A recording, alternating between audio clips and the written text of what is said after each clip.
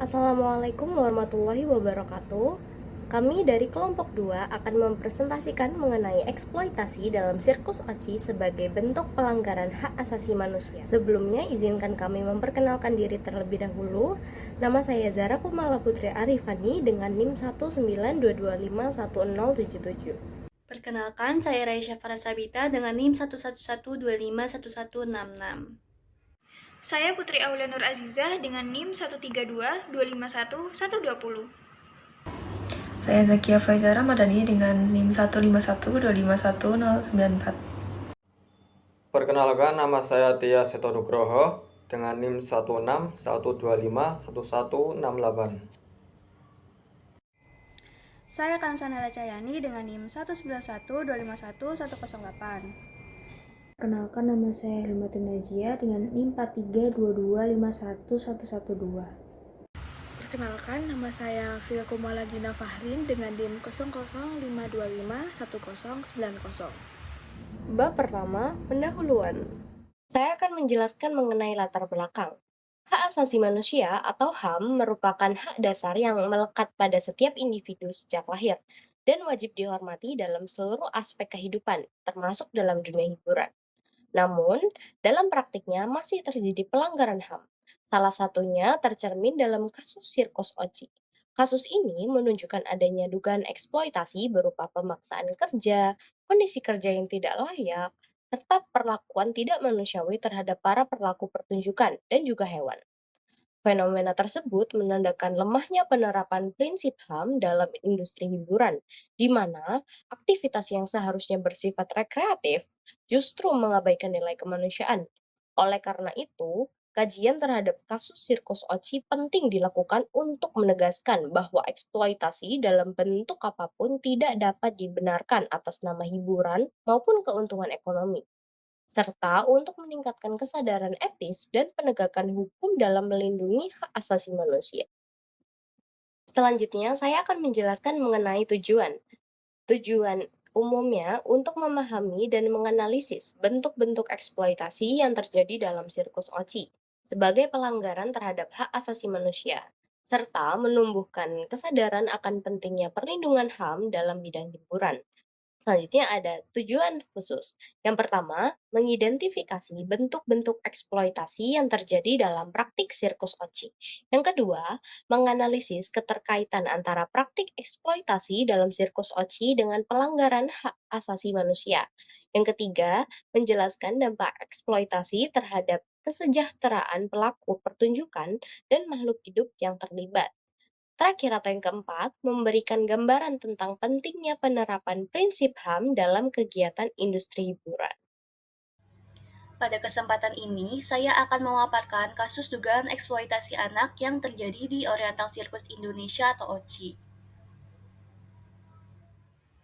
Kasus ini kembali mencuat pada bulan April tahun 2025 setelah beberapa mantan pemain sirkus berani mengungkapkan pengalaman mereka kepada publik. Padahal kasus serupa sebenarnya sudah pernah dilaporkan sejak tahun 1997, namun belum mendapatkan penyelesaian yang tuntas. Dalam praktiknya, OCI diketahui bekerja sama dengan Taman Safari Indonesia sebagai tempat pertunjukan sirkus, sehingga kasus ini mendapatkan perhatian luas dari masyarakat. Pihak yang menjadi korban dalam kasus ini adalah anak-anak yang direkrut sebagai pemain sirkus OCI. Mereka tidak hanya kehilangan masa kanak-kanak, tetapi juga kehilangan identitas diri dan hubungan dengan keluarganya. Para korban hidup tanpa perlindungan hukum yang memadai dan berada sepenuhnya di bawah kendali penguasa sirkus.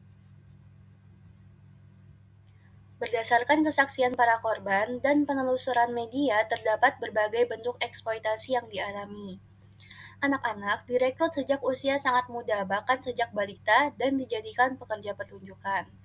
Mereka dipisahkan dari orang tua tanpa persetujuan, tidak mendapatkan pendidikan formal, serta mengalami pembatasan kebebasan. Selain itu, terdapat pengakuan mengenai kekerasan fisik dan mental, seperti pemukulan, hukuman berat, serta perlakuan tidak manusiawi sebagai bentuk disiplin. Para korban mengaku hidup dalam lingkungan yang keras dan penuh tekanan.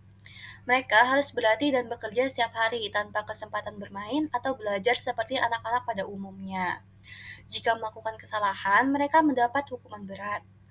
Selama berada di lingkungan sirkus, para korban tidak memiliki kebebasan pribadi dan tidak mendapatkan hak dasar sebagai anak.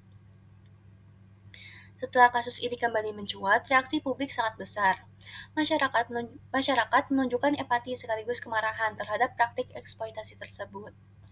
Sejumlah lembaga negara turut merespon, seperti Komisi 3 dan Komisi 13 DPR RI yang meminta pengusutan tuntas, Komnas HAM yang melakukan pemanggilan pihak terkait, serta Bareskrim Polri yang menelusuri kembali laporan lama tahun 1997.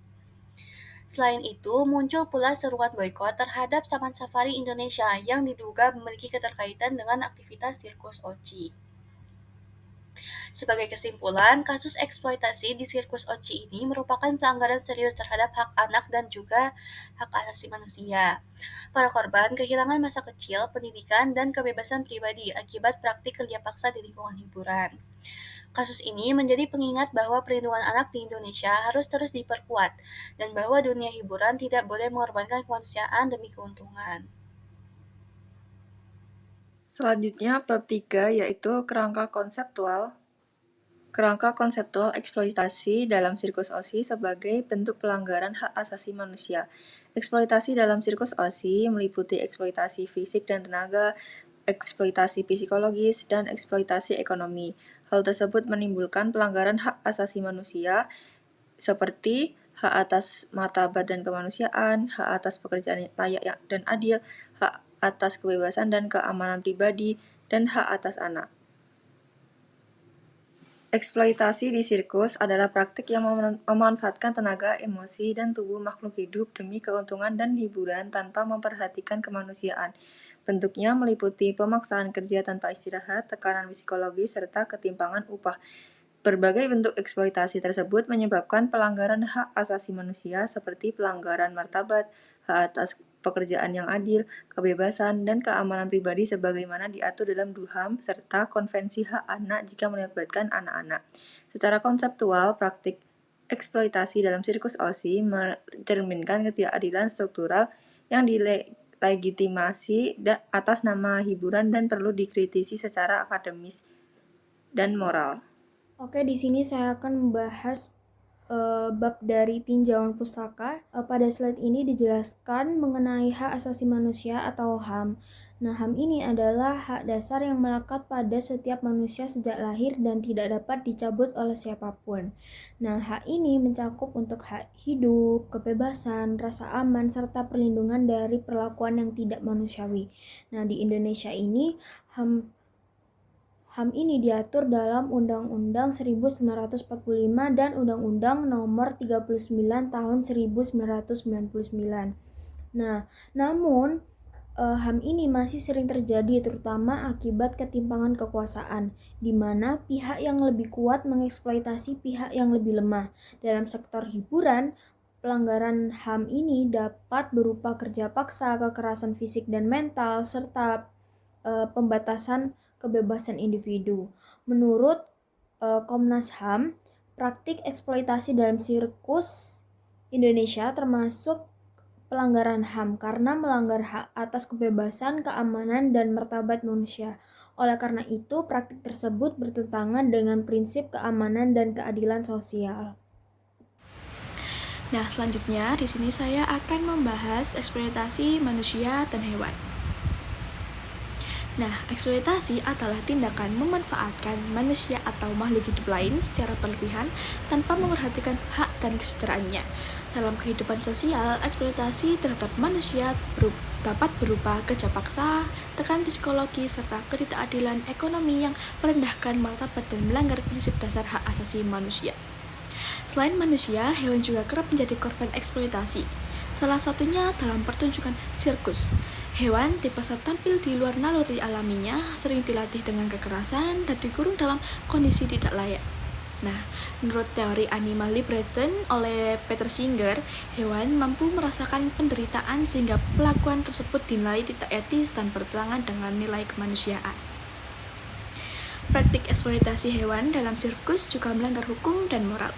Nah, penelitian ini menunjukkan bahwa hal ini bertentangan dengan Undang-Undang Nomor 18 Tahun 2009 tentang kesetaraan hewan. Oleh karena itu, diperlukan kesetaraan dan penegakan hukum yang tegas untuk melindungi hak manusia dan hewan dari segala bentuk eksploitasi. Selanjutnya adalah pembahasan tentang sirkus oci. Di sini saya akan membahas tentang bentuk eksploitasi dalam sirkus oci. Pertama adalah eksploitasi terhadap pekerja, yakni perbudakan, di mana pekerja dipaksa bekerja tanpa upah layak dan kebebasan. Yang kedua, penyiksaan, berupa kekerasan fisik dan mental saat latihan dan juga pertunjukan. Ketiga, hilangnya rasa aman, di mana mereka mendapatkan ancaman dan kontrol ketat dari pengelola. Keempat, hak pendidikan, di mana anak-anak yang bekerja dalam sirkus ini tidak mendapatkan haknya untuk menempuh pendidikan. Mereka dipaksa untuk bekerja dan tidak diizinkan untuk bersekolah. Terakhir adalah hak identitas. Dalam beberapa sumber dan berita yang kami baca, terdapat dugaan penghilangan atau penyembunyian identitas anak. Jadi, beberapa dari mereka itu tidak mengetahui siapa orang tua mereka, kota kelahiran mereka, bahkan usia mereka sendiri. Selanjutnya adalah eksploitasi terhadap hewan. Pertama adalah pelatihan dengan menggunakan kekerasan fisik dan mental. Kedua, kondisi hidup yang tidak layak, seperti kandang yang sempit, kurang makanan dan juga perawatan. Ketiga, pelanggaran prinsip animal welfare atau 5 kebebasan hidup bagi hewan, yaitu bebas dari rasa lapar dan haus, bebas dari ketidaknyamanan lingkungan, bebas dari rasa sakit, luka dan penyakit, bebas mengekspresikan perilaku alami, serta bebas dari rasa takut dan juga stres. Kemudian yang terakhir adalah hewan dipaksa untuk melakukan perilaku tidak alami demi hiburan. Berikutnya adalah dampak eksploitasi dalam sirkus oci. Pertama adalah dampak kepada pekerja, yakni berupa kelelahan kronis, cedera fisik, gangguan tidur, stres, kecemasan, depresi, dan penurunan kualitas hidup. Kedua adalah dampak kepada hewan, yakni trauma dan gangguan perilaku, serta penurunan kesehatan akibat perlakuan tidak layak. Ketiga adalah dampak terhadap kesehatan masyarakat dan lingkungan, yaitu risiko zoonosis, yakni penyakit hewan yang ditularkan kepada manusia dan juga lingkungan yang tercemar akibat pengelolaan yang buruk. Selanjutnya dampak sosial dan etika, yaitu menurunnya kepercayaan publik pada sirkus, serta munculnya krisis moral dan protes dari aktivis HAM dan juga lingkungan. Yang terakhir adalah dampak dari hukum dan juga kebijakan, yakni lemahnya pengawasan dan juga penegakan hukum, serta mendorong kebutuhan regulasi lebih ketat dan pelarangan sirkus berbasis hewan. Baik, selanjutnya analisis pelanggaran HAM dan etika kesehatan. Secara hukum, eksploitasi yang terjadi pada sirkus oci melanggar Pasal 7 UU HAM tentang hak untuk tidak disiksa, Pasal 12 ICE SCR tentang hak atas standar kesehatan tertinggi, dan Pasal 9 UU Kesehatan tentang hak atas lingkungan kerja sehat dan aman. Sementara dari sisi etika kesehatan, pelanggaran ini mencakup respect for autonomy di mana individu diperlakukan sebagai objek, bukan subjek bermartabat, dan yang kedua, non-malfeasance di mana tindakan menyebabkan bahaya dan penderitaan seperti kekerasan fisik atau psikis tanpa perlindungan yang memadai. Dan yang terakhir, justice, adanya ketimpangan di mana pekerja menanggung risiko dan beban sementara keuntungan dinikmati oleh pengelola. Selanjutnya, upaya penegakan dan pencegahan. Yang pertama, regulasi pemerintah dengan melakukan revisi kebijakan ketenagakerjaan sektor hiburan seperti memberi batas jam kerja, hak istirahat, dan perlindungan medis. Yang kedua, peran Komnas HAM di mana Komnas HAM dapat melakukan investigasi, mendokumentasikan pelanggaran, dan menyusun rekomendasi kebijakan berbasis etika seperti respect for autonomy, justice, beneficence untuk membangun budaya kerja yang manusiawi. Dan yang terakhir, pengawasan ketenagakerjaan dengan melakukan audit etika dan kesehatan kerja, memberikan sertifikasi etika kerja, dan menyediakan layanan pengaduan serta rehabilitasi bagi korban. Nah, selanjutnya kita masuk ke bab keempat. Yaitu kesimpulan dan saran. Nah, kesimpulan dari materi yang kita sampaikan tersebut yaitu eksploitasi dalam sirkus oci menunjukkan bahwa hiburan dapat berubah menjadi pelanggaran hak asasi manusia ketika nilai moral, etika, dan hukum diabaikan. Praktik tersebut melanggar hak dasar manusia dan kesejahteraan hewan, serta mencerminkan ketimpangan antara kepentingan ekonomi dan penghormatan terhadap martabat makhluk hidup. Dampaknya tidak hanya merugikan pelaku pertunjukan secara fisik dan psikologis, tetapi juga merusak nilai moral masyarakat. Oleh karena itu, hiburan seharusnya dijalankan secara beretika, beradab, dan menghormati hak serta martabat setiap individu. Nah, selanjutnya pada poin saran, yaitu yang pertama, bagi pemerintah perlu adanya pengawasan dan penegakan hukum yang lebih ketat terhadap sektor hiburan, khususnya yang melibatkan manusia dan hewan. Pemerintah juga perlu memperbarui kebijakan ketenagakerjaan agar mencakup perlindungan etika dan kesejahteraan kerja bagi pelaku seni dan hiburan. Kemudian yang kedua, bagi penyelenggara sirkus, diharapkan untuk menerapkan prinsip-prinsip kemanusiaan, kesejahteraan, dan etika profesional dalam pengelolaan pertunjukan. Pelatihan dan pertunjukan terhadap manusia maupun hewan harus dilakukan tanpa kekerasan, serta menjamin keselamatan dan kesejahteraan semua pihak.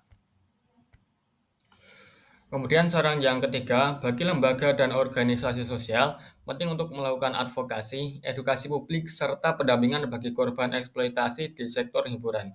Kesadaran masyarakat terhadap isu HAM harus diperkuat agar praktik-praktik pelanggaran tidak lagi ditoleransi. Kemudian yang terakhir, bagi masyarakat, diharapkan lebih kritis dalam memilih hiburan dan tidak mendukung pertunjukan yang mengandung unsur kekerasan atau eksploitasi. Partisipasi publik dalam mengawasi dan melaporkan pelanggaran menjadi bagian penting dari penegakan HAM di bidang hiburan. Sekian presentasi dari kami. Bila ada salah dan kurangnya kami mohon maaf. Wassalamualaikum warahmatullahi wabarakatuh. Selanjutnya merupakan daftar pustaka yang telah kami temukan. Terima kasih telah menyaksikan presentasi dari kami. Jika ada kurangnya mohon dimaafkan. Wassalamualaikum warahmatullahi wabarakatuh.